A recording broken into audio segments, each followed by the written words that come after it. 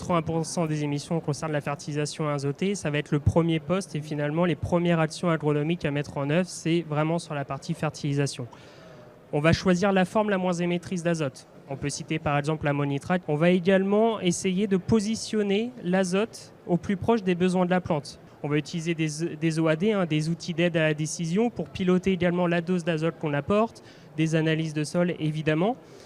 On peut également parler de la consommation de carburant, qui concerne environ 10%, où là on va essayer de réduire cette consommation. On peut essayer de réduire le travail du sol par exemple. Sur la partie stockage de carbone, on va pouvoir mettre en place des couverts végétaux. On va produire de la biomasse pour nourrir le sol, pour enrichir la fertilité des sols et donc finalement stocker du carbone. Les couverts végétaux, quand ils sont composés par exemple de légumineuses, vont capter l'azote de l'air et restituer au sol, et ça va bénéficier aux cultures qui suivent, et potentiellement l'agriculteur pourra réduire ensuite la fertilisation azotée.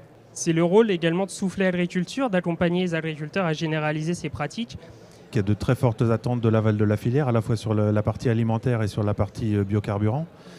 Donc nous, dans notre rôle au quotidien d'accompagnement des agriculteurs, donc c'est de faire évoluer les pratiques des agriculteurs et aussi d'aller chercher de la valeur pour couvrir les coûts des modifications des pratiques, et puis une marge supplémentaire aussi pour la valorisation de la décarbonation qu'ils apportent à l'aval de la filière.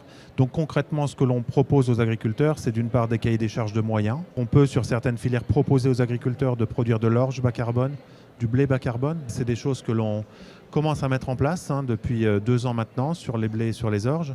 Et puis je dirais l'autre moyen que l'on a, c'est de mesurer précisément l'empreinte carbone d'une production agricole et de rémunérer l'agriculteur en fonction de la valeur carbone de sa production. Et si cette valeur est réduite, ils vont pouvoir toucher une prime que l'on va aller chercher sur le marché chez les pétroliers.